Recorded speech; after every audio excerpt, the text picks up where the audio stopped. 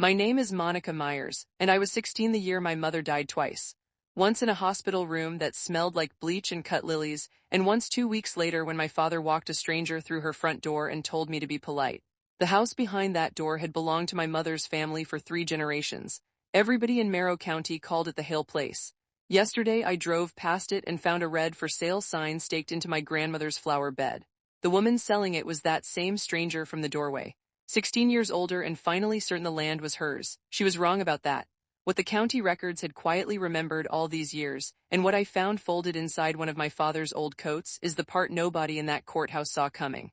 Welcome back to Drama Stories, where we tell quiet stories about ordinary women, the families that underestimate them, and the slow, certain way the truth comes out.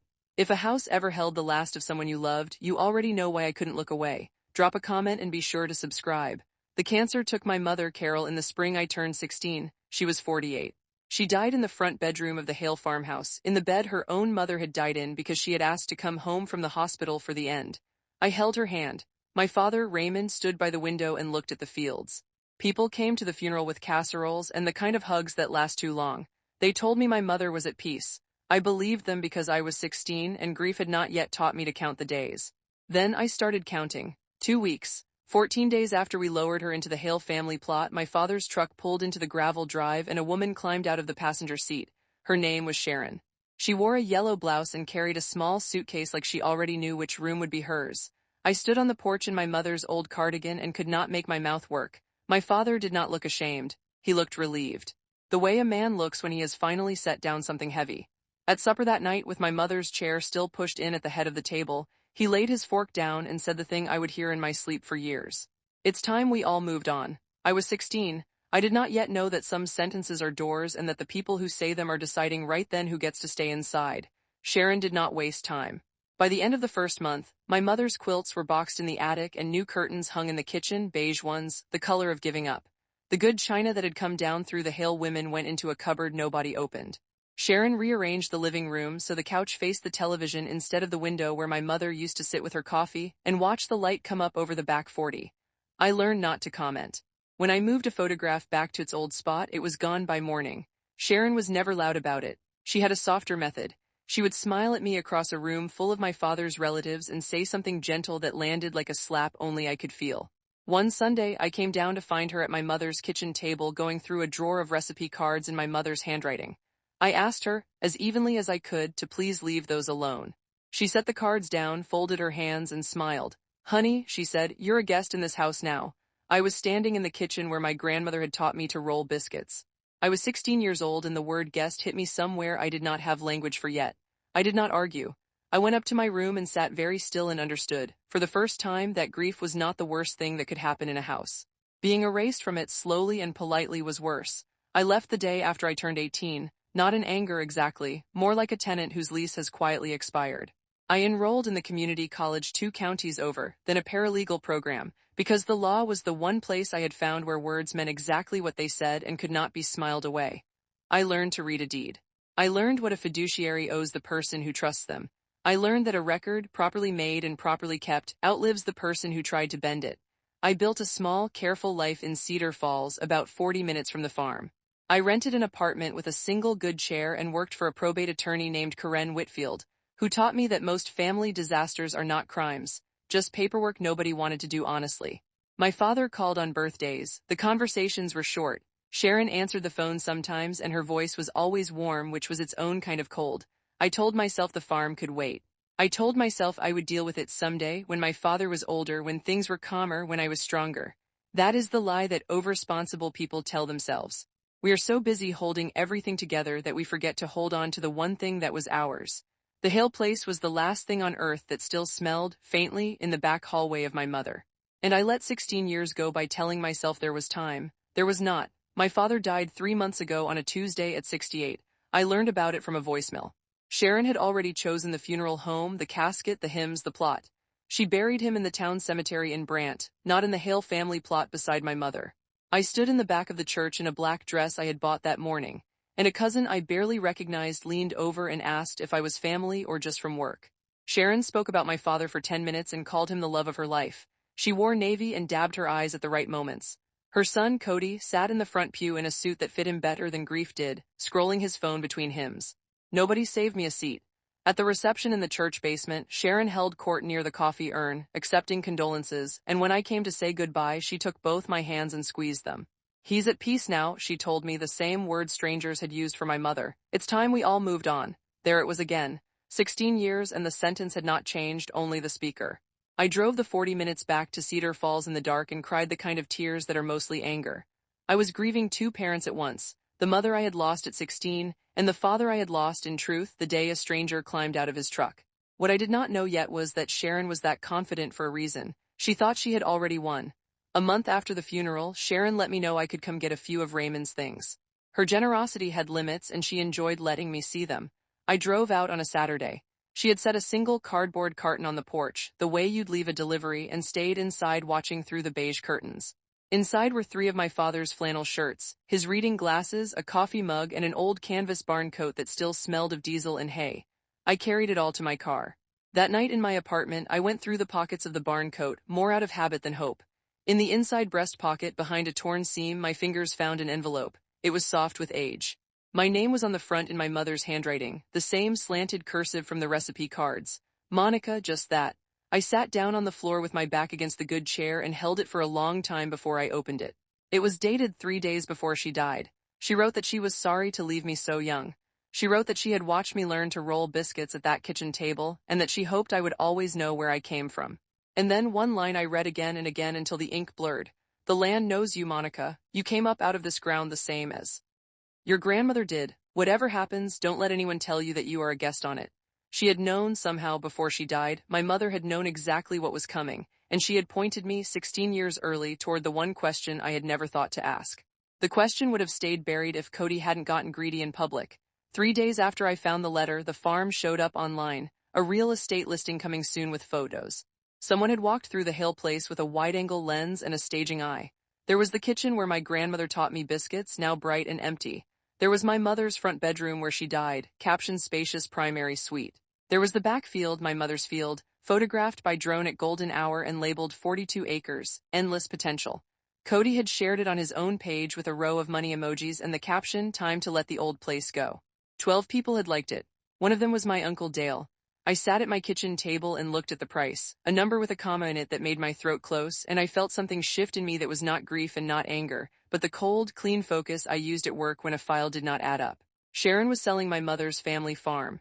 She was doing it loudly, proudly, before my father had been in the ground a full season. And the paralegal part of my brain, the part that read deeds for a living, asked a single quiet question that I had spent 16 years too sad and too dutiful to ask. Could she even do that? Whose name was actually on the deed to the Hale place? I did not know, and the not knowing felt suddenly like a door my mother had left open in that letter, waiting for me to finally walk through it. I did not call Sharon, I did not call Cody. 16 years had taught me that talking to them only gave them practice. Instead, I did what I do best. Monday morning before my shift, I sat down with my own laptop and pulled up the Merritt County Recorder's online index, the same database I used a dozen times a week for Corinne's files. I typed in the Hale Farms parcel number, the one printed right there on the real estate listing for anyone careful enough to read it. The screen loaded a list of recorded documents, going back decades. Each one a line in the long, quiet history of a piece of ground. Deeds, mortgages, paid off, a survey from the 70s, my grandmother's name, my mother's name, and then near the very bottom, a recent entry that did not sit right. A quitclaim deed recorded only 8 months ago while my father was still alive. I stared at the date and the cold focus sharpened into something with edges. I closed the laptop, drove the 40 minutes to the county seat in Brant and walked into the recorder's office with my paralegal eye and my own grief, and asked the clerk for certified copies of the full chain of title. Because if there was one thing I had learned in 16 years of letting things slide, it was this. A house can be taken from you with a smile, but it can only be kept with a piece of paper. And I was finally, after all this time, going to read the paper. I'm Monica. If you've ever been the quiet one in a family who finally decided to stop being quiet, stay with me. The records office is where this whole story turns. Comment where you're watching from and subscribe. The clerk in Brant was a kind woman with reading glasses on a chain, and she did not rush me. I spread the certified copies across the long oak table in the records room and read them the way I read everything, slowly in order, the way you diffuse something. The story the paper told was not the story I had been living. The Hale place had come down through my mother's family for 3 generations, just like everyone said. My great-grandfather, my grandmother, and then by a deed recorded the year I was born, my mother, Carol Hale. The farm had been my mother's, not my father's, hers. Her name was on the deed alone, the way separate property looks when a woman inherits land before she ever marries. My father had lived there for 30 years and worked that ground, but the law does not care whose boots are in the field. It cares whose name is on the deed. And when my mother died 16 years ago, I found no deed transferring the farm to my father at all. There was nothing, no will recorded, no conveyance, just my mother's ownership sitting there in the index like a held breath, followed by a gap of 16 years where legally speaking nothing clean had ever happened. The clerk noticed my face. "Honey, you all right?" I told her I was fine. I was not fine. I was a paralegal staring at a chain of title with a 16-year link missing, and I knew exactly what a missing link meant. It meant that whatever Sharon thought she owned, the ground under her feet, had never stopped belonging, at least in part, to the dead woman whose recipe cards she had gone through at the kitchen table. That night I did not sleep. I made coffee at 11 o'clock and pulled the state probate code up on my laptop. The same statutes I cited in Corinne's filings, and I read them as if for the first time, because this time they were about me. My mother had died without a will, intestate. When a married woman dies intestate, owning separate property, our state statute does not simply hand it all to the husband, it splits it. The exact split is different from state to state, and I read ours twice to be sure. Where there is a surviving spouse and one child, each takes a 1/2 undivided share of her separate real property. I read it 3 times. 16 years ago, the spring I turned 16, the day they lowered my mother into the ground, the law had quietly given me an undivided 1/2 interest in the Hale farm.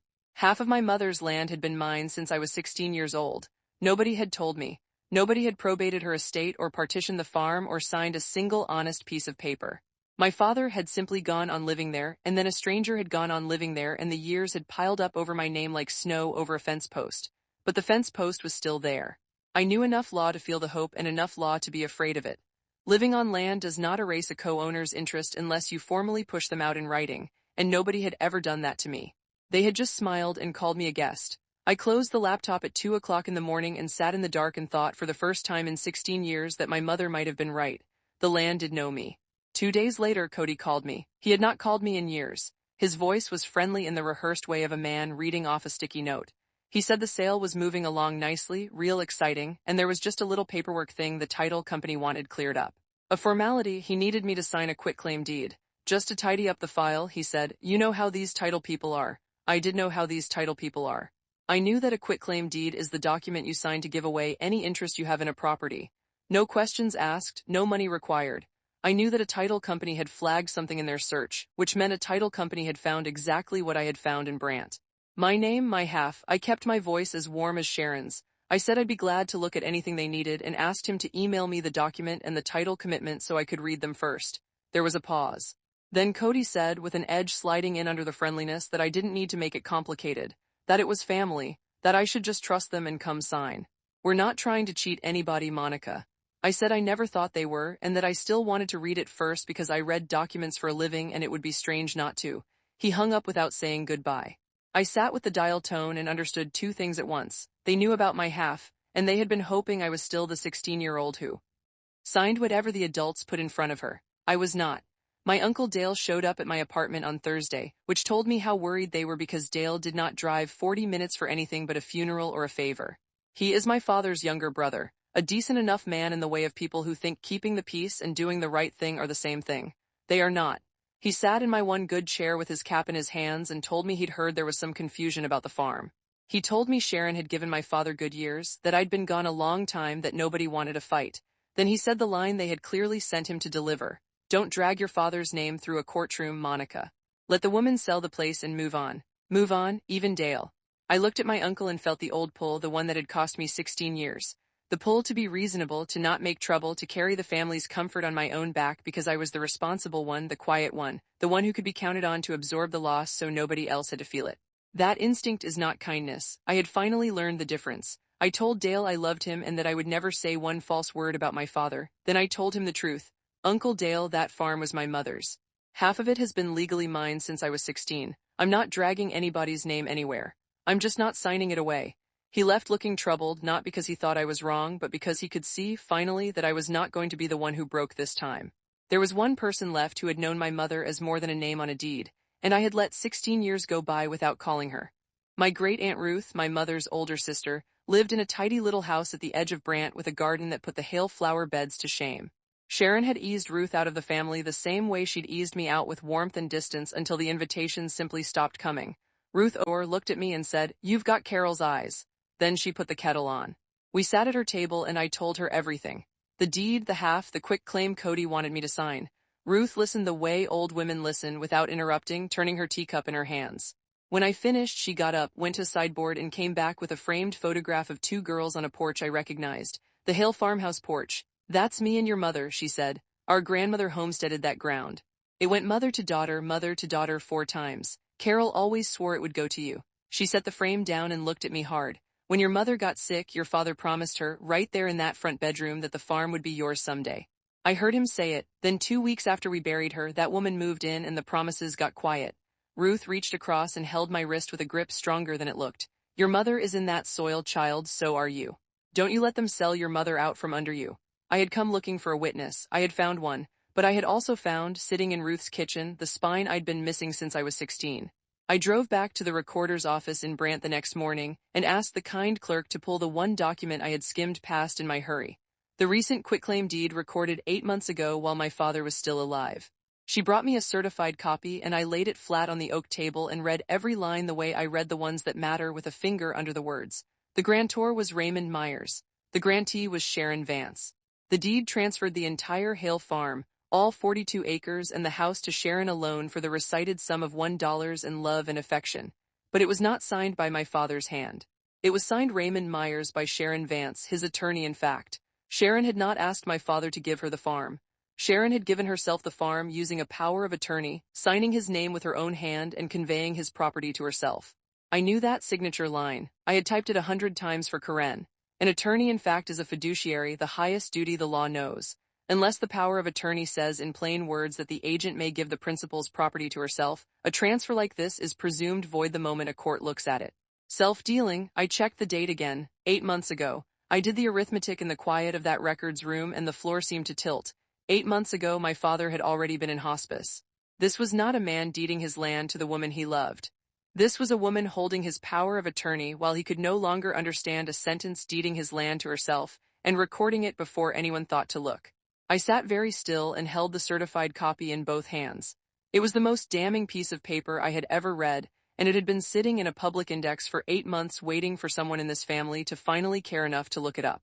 A single bad deed is a tragedy. A timeline is a case. I went home and built one the way Karen had taught me. A column of dates down the left side of a legal pad, because juries and judges and even angry relatives believe a timeline in a way they never believe a feeling. I wrote down the date my father entered hospice.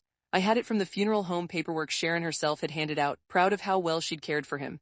I wrote down the date on the durable power of attorney, which was indexed in the recorder's office too, signed by my father 14 months ago, naming Sharon his attorney in fact. And I wrote down the date of the self-dealing deed. Then I lined them up. The power of attorney had been signed 2 months after my father's dementia diagnosis, which I confirmed against a Medicare summary in the file Sharon had left in that carton, not realizing what she was handing me. The deed to herself had been signed and recorded 6 weeks after he entered hospice, when the hospice intake notes, which an estate could subpoena, would describe a man who no longer knew the year. The notary who'd stamped the power of attorney kept a logbook by law that anyone could request. I was not guessing anymore. I was assembling.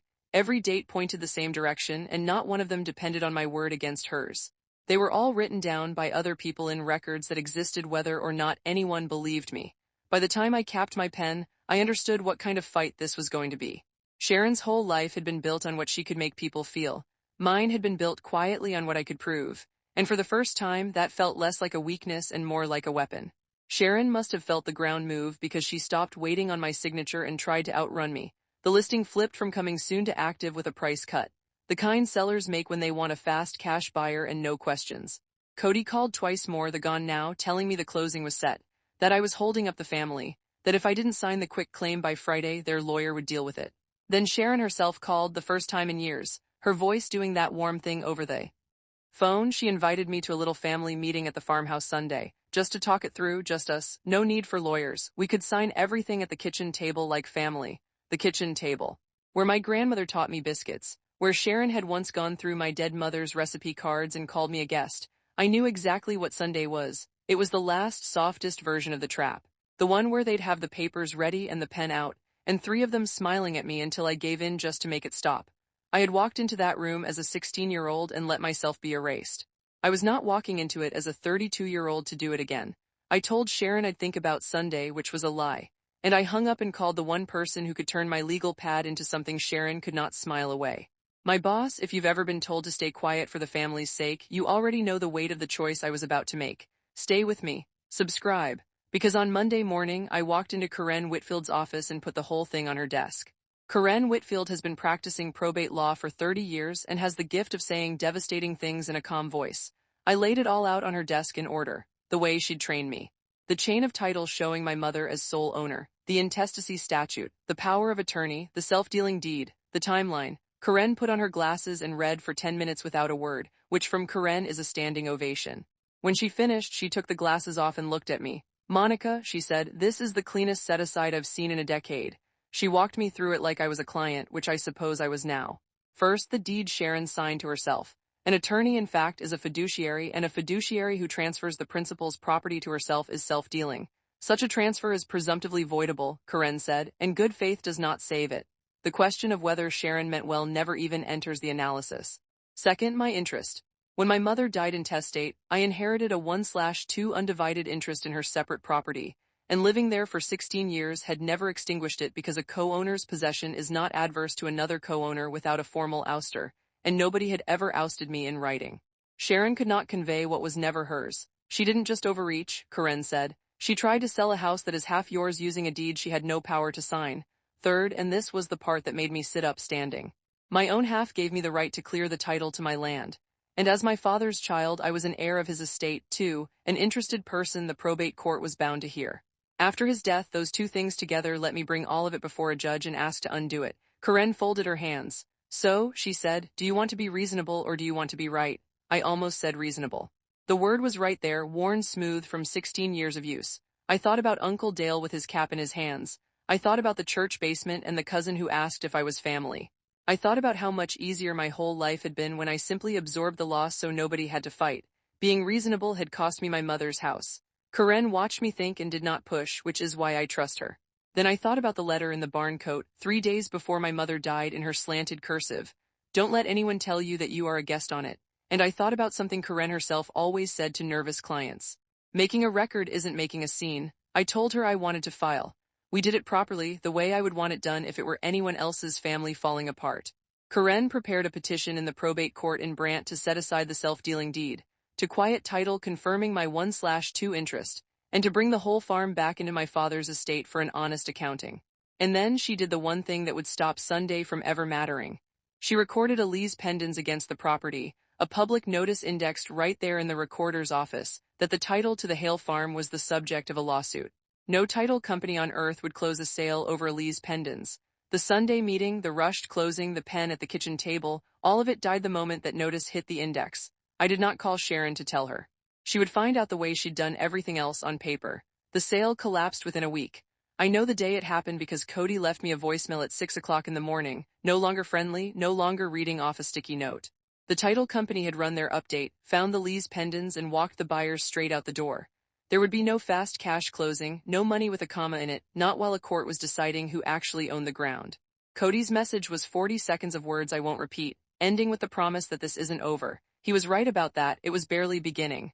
Sharon called, too, and this time the warmth was gone entirely, scraped down to the metal underneath.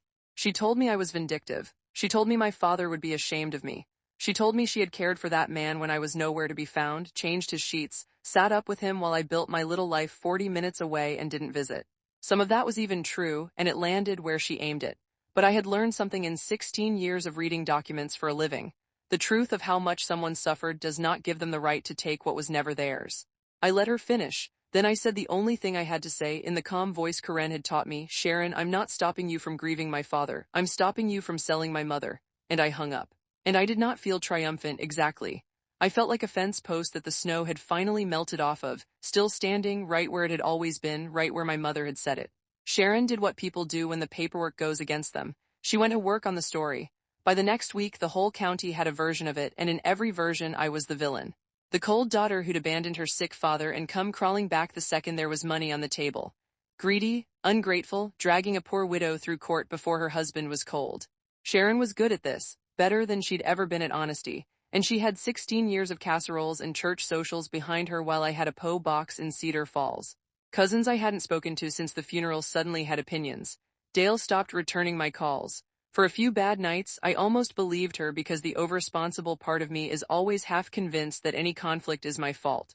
But Karen reminded me of something useful. A loud story and a true record can both exist, she said. Only one of them is admissible. And there was one moment, just one, when I saw the whole thing differently. I ran into Sharon's pastor at the pharmacy, and he told me gently that Sharon had grown up bouncing between rentals and motels, that she'd never owned a single thing in her life until she married my father, that she was terrified of dying old and homeless. And I understood her then for exactly one breath. She was not a cartoon. She was a frightened woman who had decided that her fear entitled her to my mother's land. I felt the pity, real and complete. And then I let it go because understanding why someone reaches for your throat is not a reason to let them keep their hand there. Cody found me in town 2 weeks before the hearing. I had driven into Brant to file a document for Karen, an ordinary errand, and he was waiting outside the courthouse like he'd been told my schedule, which he probably had. He was bigger up close than he looked in the listing photos and angrier, and he planted himself on the sidewalk so I'd have to step around him. He told me I was tearing his mother apart. He told me I'd ruined the sale, ruined her retirement, that she'd given up everything for this family and I was robbing her. People on the sidewalk slowed to watch, which is what he wanted. The old me, the 16-year-old, would have apologized just to make the staring stop. Instead, I stood there and let him spend himself the way you let a storm pass over a field. When he ran out of words, I said quietly so he had to lean in to hear it. Cody, I haven't said one untrue thing about anyone. Everything I filed is a public record. If you think I'm wrong, your mother's lawyer can show the judge. Then I stepped around him and walked into the courthouse to file my paper, and my hands were steady on the door. That was the difference between us, and I think he felt it. He had a story and a temper and a sidewalk full of witnesses. I had a stamped, certified, index truth that did not care how loudly he stood in my way. He could yell at me until the streetlights came on. The deed would still say what it said. Discovery is the part of the law nobody puts in the movies, and it is where cases are actually won. Karen subpoenaed the records, and one by one they came back and made my timeline into something no story could outshout. The hospice intake notes arrived first. They described my father on the date 6 weeks before Sharon signed the deed to herself as alert to self only, disoriented to time and place, unable to manage personal affairs. A man who did not know the year cannot understand a deed. The neurologist's records came next. The dementia diagnosis 14 months back, the steady decline charted in a doctor's flat handwriting. Then the notary's journal, which in our state notaries are required to keep, showing the day Sharon brought the power of attorney to be stamped, and a small detail that would matter, that my father had not been present to acknowledge it himself the way the statute prefers. None of it was a secret recording. None of it was my word. It was the ordinary paper that ordinary institutions generate when they do their jobs, sitting in filing cabinets all over the county waiting to be asked. I sat in Karen's conference room and laid the copies out in date order, and the case stood up on its own like a barn frame when the last beam goes in. Karen looked at it and nodded slowly. She'll fold before the hearing, she said. People like this always do once they see it's all written down. But Karen was wrong about that, the only time I ever saw her wrong. Sharon did not fold, because Sharon had spent her whole life believing that if she just felt strongly enough and spoke warmly enough, the truth would rearrange itself to match her. The hearing was set for the 18th. She walked into it certain she would win. Karen tried to save her, which I did not expect and have come to respect. 3 days before the hearing, she sent Sharon's lawyer a settlement offer that was almost generous. Set aside the deed quietly, no findings, no record of self-dealing. Confirm my 1/2 interest, and let Sharon keep her lawful spousal share of my father's half of the estate. The elective portion the law gives a surviving spouse, no matter what, which was real and not nothing. She would walk away with a roof over her head and her name intact. It was more than she deserved and exactly what I was willing to give because I did not want to destroy a frightened old woman. I just wanted my mother's land. Sharon refused. Her lawyer called it insulting. Sharon, I later heard, said she would rather have a judge tell her she owned that farm than take half of it as charity from Carol's daughter. Pride, the pastor had told me, in a woman who'd never owned anything. She could not bear to be handed a portion when she had already convinced herself of the whole. I understood it. I even ached for it a little. But I had made my peace with something on the long drive home from Ruth's kitchen weeks before. I had spent 16 years protecting everyone else's feelings at the cost of my mother's memory, and I was done. If Sharon needed a judge to say the words out loud in front of the family, in the county where she'd built her warm and careful story, then a judge would say them. I had offered her the quiet door. She had chosen the public one. So on the morning of the 18th, I put on a gray suit, drove to Brant, and walked into the courtroom to let the records speak. The probate courtroom in Brant is small, paneled in dark wood, with 5 rows of benches that creak like a church. They were full. Word travels in a county this size, and a fight over the Hale farm was the best entertainment Merrow County had seen all year. I recognized half the faces. Cousins, neighbors, the pastor sat near the back. Uncle Dale sat in the middle, turning his cap in his hands, unable to meet my eye, and in the front row behind Sharon sat Cody. Arms crossed, jaw set certain. Aunt Ruth came in last, walked the length of the aisle with her chin up, and sat herself directly behind me on my side where everyone could see it.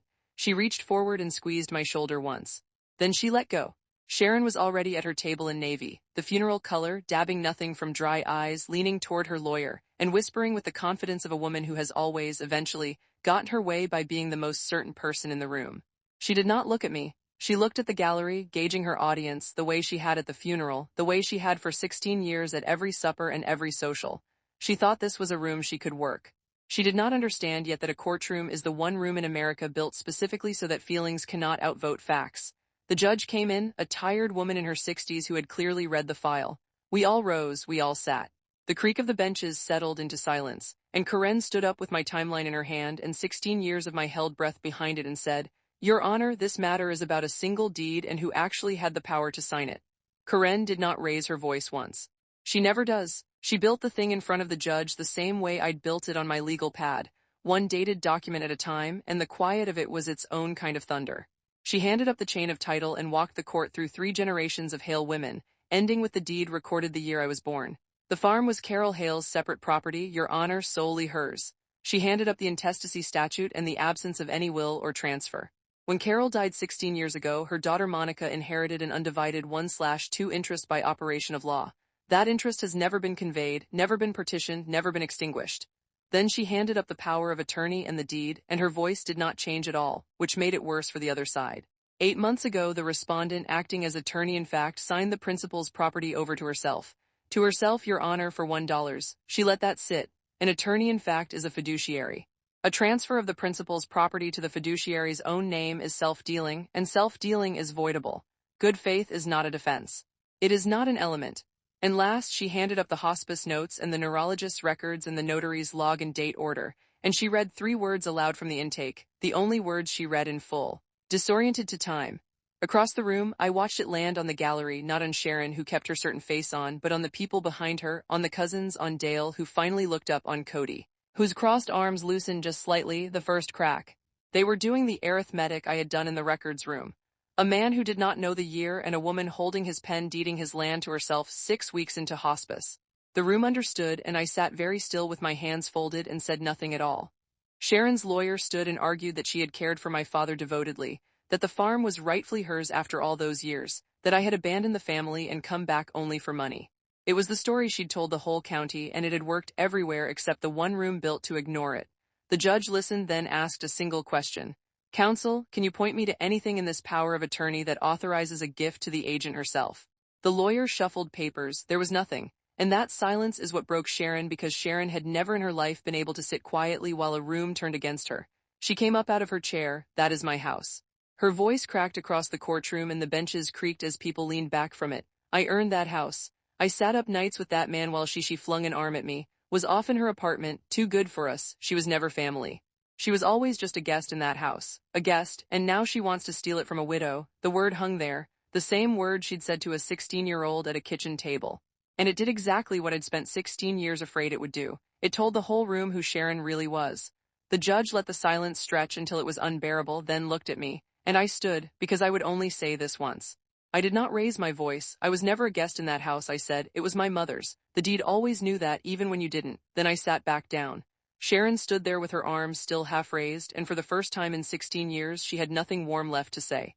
The judge did not need a recess. She had read the file, and now she had seen the woman, and the law made the rest easy. She spoke plainly for the record in the flat, clear voice of someone who has done this 1,000 times and still believes it matters. The power of attorney, she found, gave the agent no authority to make a gift of the principal's property to herself. So the deed Sharon had signed over to her own name was presumptively self-dealing, and nothing in the record came close to rebutting it. The principal's documented incapacity at the time only deepened the presumption. On those findings, the court set the deed aside. The Hale farm was returned to the estate, and on the question of title, the court found that Monica Myers had held an undivided 1/2 interest in the property since the death of her mother, Carol Hale, 16 years prior, and quieted title accordingly. My half was mine, it always had been. A judge had simply said it out loud in a paneled room in front of everyone who had spent 16 years pretending otherwise. I did not cheer, I did not cry, not there. I just breathed all the way down for what felt like the first time since I was 16. Behind me, Aunt Ruth made a small sound, half laugh, half sob, and pressed her hand flat against my back. Across the aisle, Cody had stopped looking at me and started looking at his mother, and there was something new in his face, something that might have been the beginning of seeing her clearly. The judge gathered her papers, and the benches began to creak as the gallery rose. And the whole long story of the Hale place, 3 generations and 1 stolen deed and 16 years of my silence came quietly, finally, to rest on the right side of the truth. It did not end with anyone in handcuffs, and I want to be honest about that because real justice is usually quieter than people hope. The deed was void, the farm came back into the estate, and the law took its ordinary course. My 1/2 was confirmed as mine. My father's half passed through his estate, and from it Sharon received her lawful elective share as his widow, which was real and which I never tried to take because the law gives a wife that, and I am not in the business of breaking the law to punish someone for breaking it. She did not end up homeless. She ended up with what was actually hers, which was the thing she had never been able to bear. Cody's row of money emojis came to nothing. Dale called me a week later sheepish and said my father would have come around, which we both knew was a kindness rather than a fact. And Sharon, the last time I saw her, was loading boxes into a U-Haul in the gravel drive, an old woman afraid of being old, and I felt the pity again, complete and useless. I did not bloat, I just held the door of my car and let her go. I drove out to the Hale place on the first warm Saturday after it was settled. The 40 minutes from Cedar Falls I knew by heart, and this time there was no sign in the flower bed. I walked the back 40 by myself in the long gold light my mother used to watch from her kitchen window. The biscuits I learned to roll, the porch where 2 Hale girls sat for a photograph, the soil 4 generations of women had come up out of. Aunt Ruth came out a few weeks later and we sat on that porch with iced tea, and she told me stories about my mother I had never heard. The way Carol laughed, the way she could sulk, the whole real person I'd lost too young to know as a person. I am going to keep the farm. I don't know yet whether I'll live there or lease the fields or just let it sit and breathe, and I am in no hurry to decide. For 16 years I let other people tell me I was a guest on my mother's land. I am done being told. I am home in the way that matters, which is on paper and in the dirt both. My mother couldn't leave me a perfect will or a tidy explanation, but she left me her name on a piece of ground and 1 line in her own hand, and I finally understand what she meant. The quietest record outlasts the loudest lie, and no one can make you a guest in a place that the truth says is yours. That's my story. 2 weeks after a funeral, 1 stranger at the door, and 16 years until the records finally spoke. If this reminded you to find out whose name is on the deed, or to ask the quiet questions in your own family before it's too late, take that as your sign and do it this week. Share this with someone who needs it. Drop a comment, hit subscribe, and I'll see you in the next one.